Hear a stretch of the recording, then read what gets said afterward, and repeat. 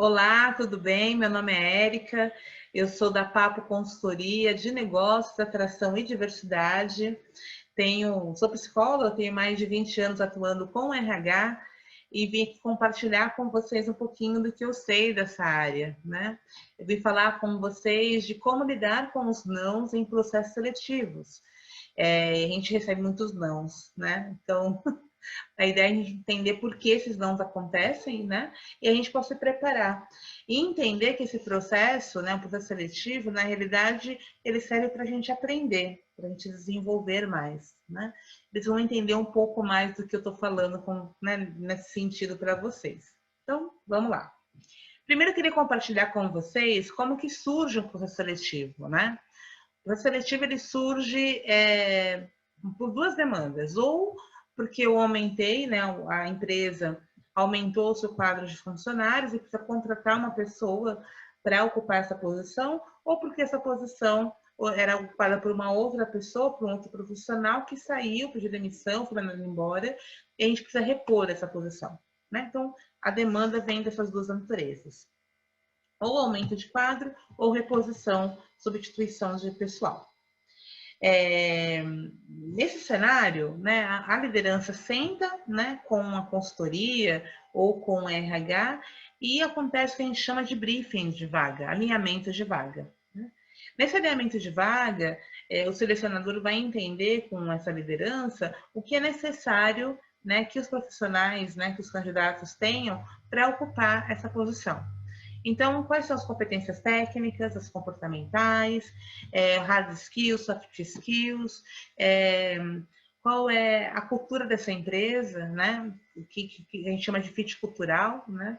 E essa empresa é muito de relacionamento, é uma empresa mais processual, é uma empresa de muita inovação, muita criatividade. Que empresa é essa? Que gestor é esse? Que liderança é essa? Então, a gente também vai querer entender qual é o estilo de gestão dessa liderança, se ele gosta de profissionais mais autônomos, se é uma liderança mais centralizadora, a gente também vai entender um pouco disso. E os desafios dessa posição. Então, o que esse profissional vai chegar e vai ter que cumprir, qual é a missão daquela posição, quais são os desafios daquela posição, para que a gente também entenda aí e complete, né, esse perfil. Então, feito isso, fizemos a primeira parte do processo seletivo, que é esse alinhamento de vaga. Qual que é a segunda etapa? A segunda é a divulgação dessa vaga. Nas plataformas específicas de vagas, né? Nas redes sociais, a gente divulga, né, para todo canto, para que a gente possa identificar o talento, né, para aquela posição. Bem, nessa etapa a gente tem um grande trabalho, né, volume de trabalho interno em RH, porque chegam muitos currículos para a gente. Então, uma vaga, às vezes a gente recebe 500 currículos, 600 currículos, dependendo da vaga. Então, um trabalho, né, é uma etapa bem trabalhosa que o selecionador precisa se dedicar para olhar currículo por currículo. E o que ele vai olhar nessa etapa? Ele vai olhar qual é a aderência entre aquela conversa lá atrás que a gente teve com o gestor e o que o currículo apresenta. E daí vai a nossa primeira dica, né? Geralmente, né, e a gente, esses 500 currículos que chegam, a gente separa 50, vai, 50 currículos que estão aderentes ao que a gente precisa daquela posição. Ou a pessoa veio de um segmento específico, que é a empresa, né, quer que venha daquele segmento específico, ou aqueles profissionais selecionados tem tudo lá, né? Tudo que eu mencionei na minha vaga, ele traz no currículo. Então, essa é a primeira dica que eu vou dar para vocês. Tem que adequar o seu currículo à vaga que você está se aplicando. Então, como que a gente faz isso? Obviamente, a gente tem experiência, né? Daquela posição. A gente vai olhar as palavras-chave, né, da vaga que eu estou me aplicando, eu vou incorporar isso no meu currículo, porque quanto o selecionador ele quer confirmar as experiências que ele precisa que aquele profissional tenha. Então ele vai direto naquelas palavras-chave, né, naquele currículo. E se você tem essas palavras-chave apresentadas no currículo, a chance de ser chamado para uma conversa mais profunda, mais longa, é grande. Então, adapte o currículo mesmo à posição que você está se aplicando, para que você tenha aí mais competitividade de sair dos 500 currículos e chegar nesse montante de 50, tá bom? Essa é uma possibilidade. Uma outra possibilidade é que você aplicou-se à posição sem ter a experiência necessária, que é a parte lá dos 450 currículos, né? Então as pessoas sentam na frente do computador e vão, né, disparando os currículos, depende da vaga, se pede inglês, se pede Excel avançado, vai mandando aleatoriamente sem entender muito o que está sendo pedido. E daí quando você recebe a devolutiva negativa, você fica chateado. Puxa, eu estou disparando aí 100 currículos por dia, 200 currículos por dia, não sou chamado para nenhuma entrevista. Então, faça a análise. Você está se aplicando nas posições de que você tem realmente chance de ser chamado? Porque é muita energia, né? Tem gente se coloca nesse momento de procura de emprego, então a gente tem que direcionar nossa energia para aquilo que pode dar realmente certo. Eu desperdiçar essa energia, pode ser que eu perca tempo, né? Divulgando o meu currículo para vagas que eu não serei chamada, né? E daí, quando eu for chamada para uma entrevista de fato, eu não me preparei o suficiente para ela. Então, porque eu, né, coloquei toda a minha energia nessa procura aleatória de posições. Então, essa é uma dica super importante. Então, nessa etapa do processo, né, da triagem, de resposta da triagem, se eu recebo não, provavelmente que seja uma dessas duas situações. Ou eu não tenho a experiência necessária, de fato, para aquela posição, fui me aplicando aí aleatoriamente, ou eu tenho a experiência necessária para a posição, só que eu não fiz um bom currículo. Então, tem que fazer uma autoanálise para saber em que situação me coloco, né? E corrigi-la rapidamente. Então, aplique-se a vagas que, de fato, façam sentido para a sua experiência, dentro do que você espera, né?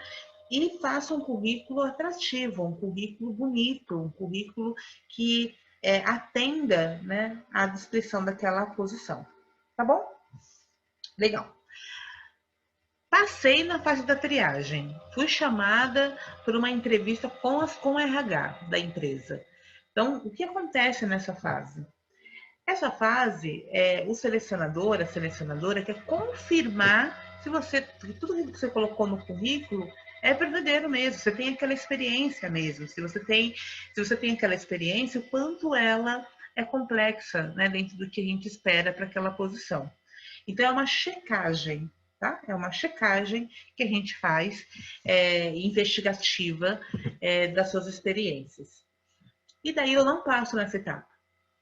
Quais são as causas? Quais são os motivos de eu não de receber uma recusa, né, um feedback negativo dessa etapa? Vamos lá.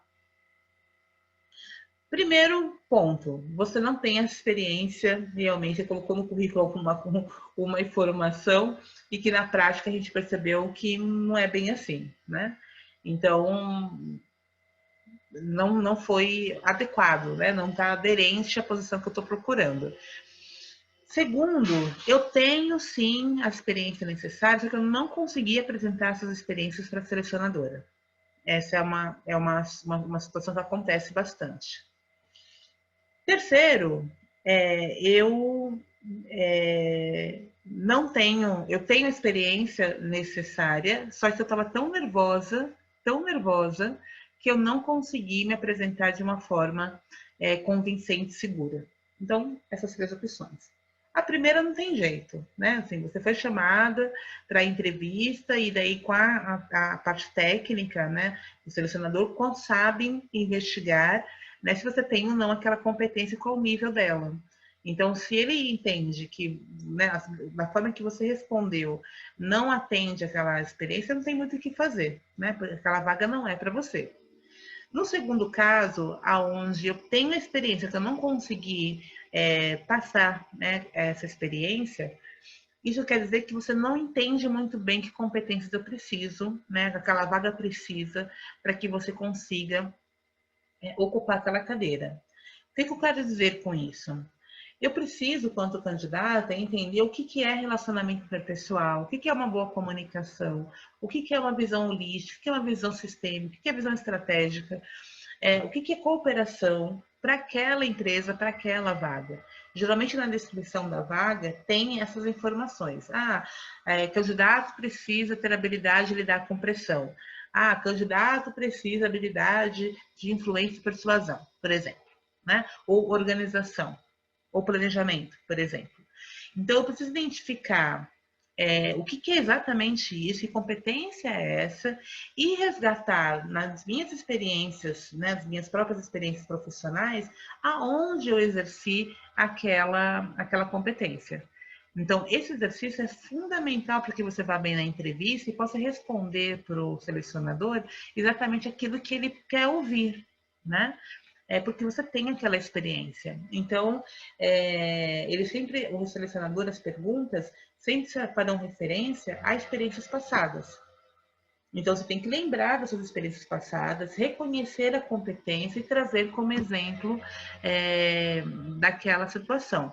Para isso, você precisa estudar, você precisa lembrar de tudo que você viveu, né?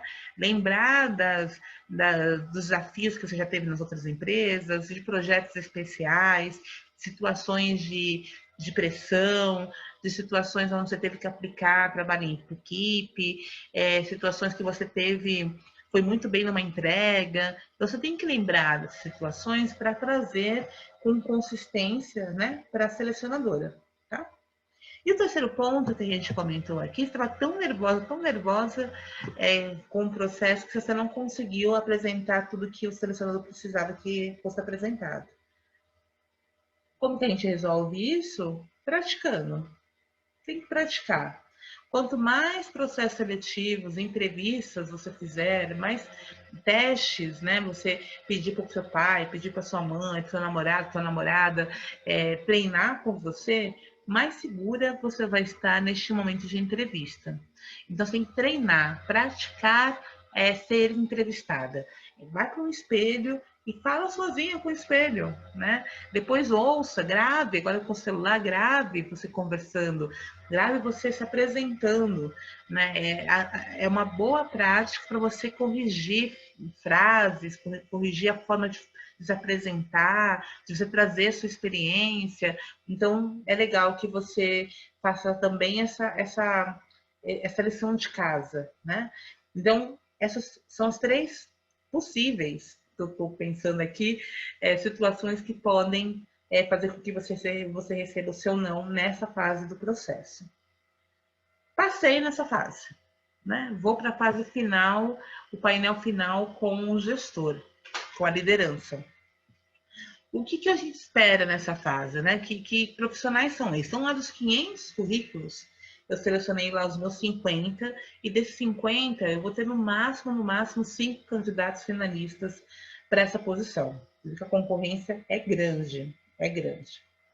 Sendo assim, o que vai fazer com que eu passe ou não passe nessa etapa do processo? Uma primeira situação. Recebi uma devolutiva, né, falando que eu não passei nessa etapa. O que pode ter acontecido? Primeiro, eu fiquei muito nervosa. De novo, o nervosismo, isso atrapalha muito os candidatos, as candidatas. Às vezes, uma candidata vai muito bem comigo na fase de entrevista com o RH, mas aí na fase com a liderança, a pessoa não vai bem. Por quê? Às vezes porque ela não está acostumada, né, a falar na câmera, né, agora com videoconferência, né, se apresentar, está destreinada. Fazia tempo que não procurava emprego e começou a procurar emprego, então ficou meio assim, ficou nervosa com aquele monte de gente, porque nos painéis finais, nas entrevistas finais, não é só a selecionadora que está, tá? Às vezes a selecionadora e algumas pessoas que fazem parte da liderança daquela empresa, o gerente, o coordenador, ou até mesmo o diretor naquela fase. Então, às vezes, tem mais pessoas ocupando aí esse momento, né? Estando no momento ali de entrevista final, e daí você chega e fica nervosa, né? E daí isso é um indicativo de que você talvez tenha alguns problemas com pressão, não consiga lidar tão bem com pressão assim. Pode ser também que você não tem a familiaridade de se apresentar para grandes públicos. Se essa for uma habilidade importante para a posição, ela é desclassificatória, né? Se você não sabe, consegue se comunicar com eficiência numa situação de pressão como essa, também né? Se a vaga precisa que você se comunique bem, ela também é desclassificatória. Então, essa situação de pressão nesses painéis, a gente também investiga isso, né? Às vezes, para aquela posição, estar com muitas pessoas ali no painel é também um outro teste para saber como que você lidar com essa pressão, tá? Então, esse é um ponto. O segundo ponto é que você foi super bem na entrevista. Foi super bem, você arrasou na entrevista, assim como você arrasou com a selecionadora, com a RH na etapa anterior. O que pode ter acontecido? Aconteceu é que o outro candidato, a outra candidata, apresentou um diferencial que você não apresentou tão bem assim, né? Ou que você não tem aquele diferencial. Diferencial não é um pré-requisito da vaga, né? É um diferencial mesmo, né? É como se fosse algo desejável, que quando o profissional tem, é visto com excelentes olhos, né? Pela liderança, pelo requisitante da vaga. Então, e daí isso não está na sua mão, né? Às vezes a pessoa tem um curso a mais, ela tem uma vivência a mais, que não estava nem sendo pedida, mas a pessoa traz essa experiência, ela acaba saindo na frente, né? De outros profissionais. Às vezes ela fez um curso, alguns cursos que também não tinham nada a ver com a área, mas trouxe habilidades importantes para ela, para aquela posição, ou tem tudo a ver com aquela vaga. E daí ela traz um diferencial dessa posição. Então, isso sim tem a ver com o outro, né? Com o comparativo, né? Quanto mais profissionais eu tenho no mercado, antenados, conectados, atualizados, esses profissionais eles têm mais chance sim de recolocação. Então, na comparação, sempre a empresa, né, vai querer aquele mais preparado. Daí isso não tem como a gente fugir, né? O terceiro ponto é que você foi super bem na entrevista, mas, ou melhor, você não foi tão bem na entrevista assim, mas o outro também não foi tão bem assim, né? Ou você foi muito bem nessa etapa de entrevista e mudou alguma coisa na vaga. Essa é melhor, acho que é o melhor cenário. Isso acontece também. Às vezes, no processo final de um processo seletivo, o gestor muda de ideia. Ele pensa melhor ou aparece uma circunstância diferente ali na empresa que ele vai ter que mudar os planos. Isso acontece.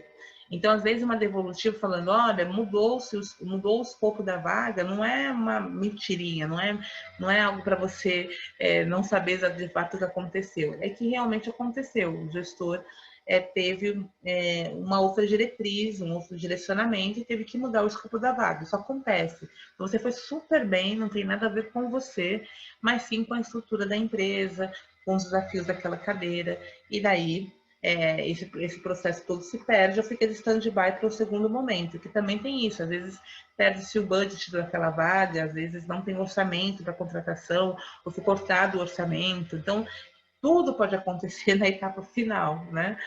Então, é importante que você também entenda isso, que eles não tem nada a ver com você. E daí, assim, eu recebo feedback, eu não recebo feedback, né? Eu peço feedback, eu não peço feedback. O ideal é que você peça feedback. Se você chegou na etapa final, peça feedback, sim. Né? Eu acho que é importante. Aqui na Papo a gente oferece feedback para todos os finalistas de um processo. Então a gente entra em contato, fala, olha, você não passou por esse motivo, você estava nervosa desse motivo, olha, o outro candidato apresentou diferenciais que encantaram o gestor, a gestora, então isso acontece.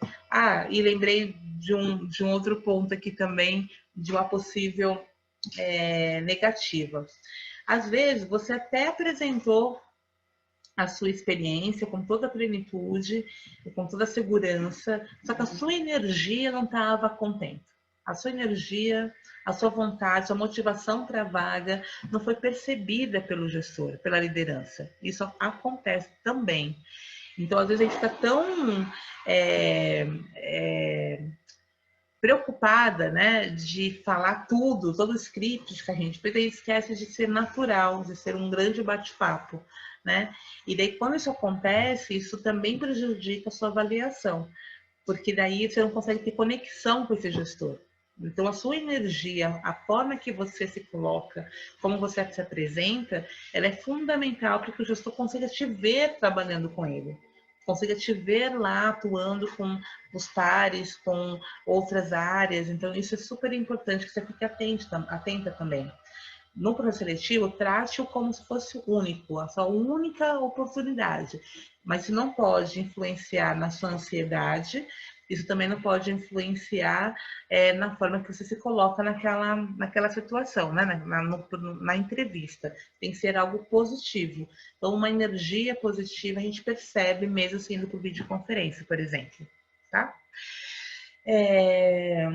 Então, como eu falei para vocês, do feedback, né? Se a gente pede ou não pede, é importante sim pedir, né? Não quer dizer que você vai ter esse feedback, porque às vezes, dependendo aí da área de RH ou da consultoria que você tá vinculada, tem tantos processos seletivos que o selecionador não tem tempo de dar um feedback estruturado para os candidatos, que é uma pena, porque eu acho que isso poderia fazer parte do roteiro de um processo seletivo, né? Profissional, né? Porque a gente quer preparar, às vezes uma negativa pode desanimar um profissional, e não é esse o caso, muitas vezes não é esse o caso. Não tem nada a ver com a pessoa, né? É com o processo como um todo. São muitas variáveis, como eu contei aqui para vocês. Então, seria legal, né, esse candidato saber por que ele não passou, né? E às vezes saber que não foi nada do que ele fez, né? Que tá tudo certo com o que ele apresentou. Não quer dizer que você vai ter esse feedback, mas peça. O que é legal, né, nesses feedbacks é que se você, ao longo do processo seletivo, você manteve uma conexão positiva com a selecionadora, é bem capaz que você deixe portas abertas, que ela lembre de você numa outra vaga, para uma outra empresa, até mesmo para essa oportunidade no futuro. Então, mantenha um bom relacionamento, né? Eu lembro de algumas situações que às vezes a gente até quer dar o feedback, né? Aqui é uma prática nossa, a gente dá feedback, mas o candidato às vezes não está preparado, acha que não é verdadeiro aquilo que você está colocando, né? Que a gente está dando esse feedback só para seguir um script.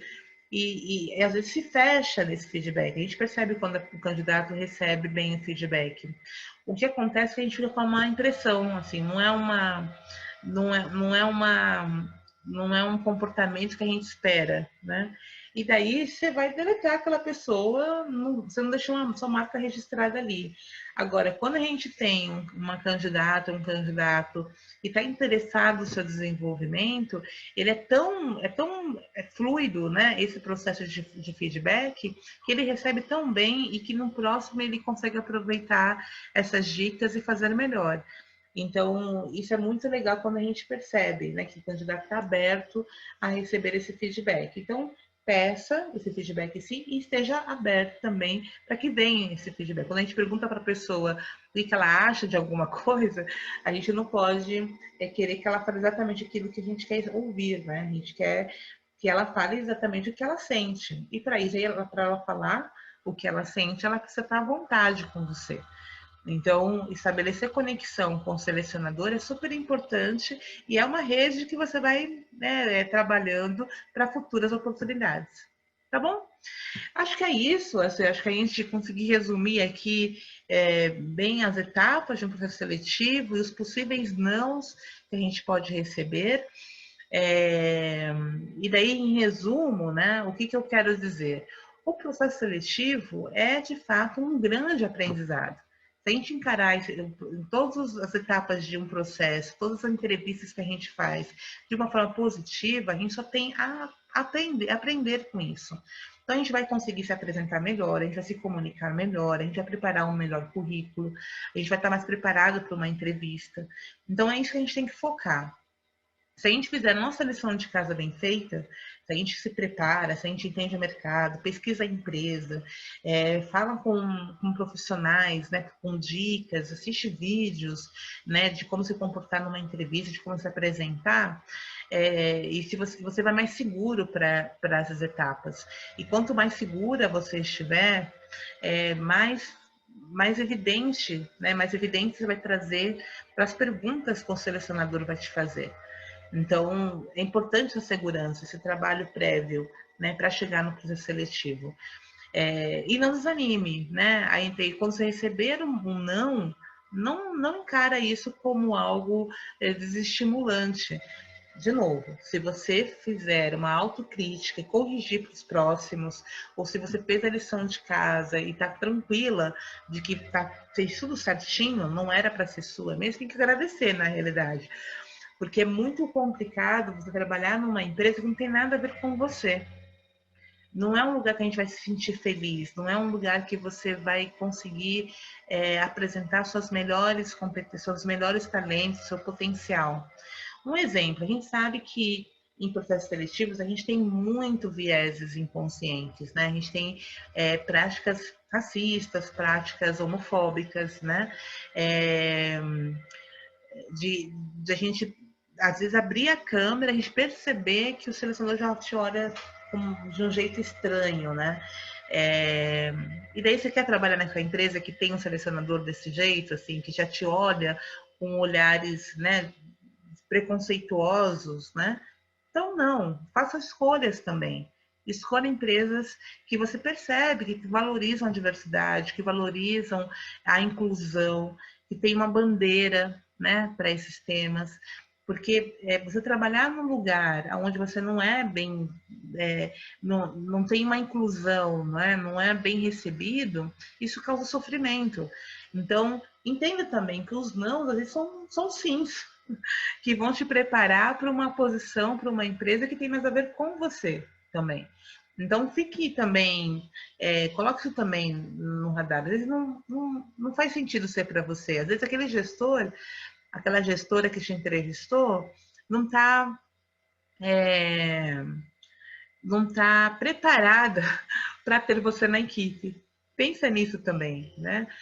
Às vezes eu, por exemplo, posso ser mais relacional do que processual, e aquela posição precisa que você seja mais processual.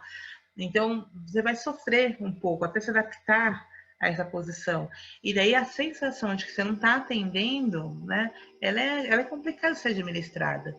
Então, entenda também essa empresa, faça uma entrevista também com o selecionador para entender essa empresa, para você saber se faz sentido para você também, né? Eu acho que é super importante esse processo de escolha, e é uma escolha dupla. A empresa te escolhe, você também tem que escolher a empresa. Então, quanto mais informações você tem dessa empresa, é melhor. Tá? Então, às vezes, os seus nãos podem ser, na realidade, grandes sims.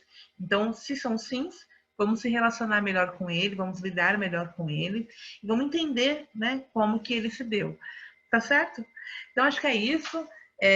Boa sorte para vocês, espero que tenha ajudado as dicas aqui. Siga com a gente aí nas páginas das redes sociais, no LinkedIn, no Facebook, no Instagram, e a gente sempre passa dicas, né, legais, assim, de como se comportar no processo seletivo, o que a gente está buscando, o que é uma competência, o que é uma outra competência. Acho que pode ajudar vocês também nesse entendimento aí de como conduzir um processo seletivo também, tá bom? Grande abraço, muito obrigada e espero ver vocês em breve. Tchau!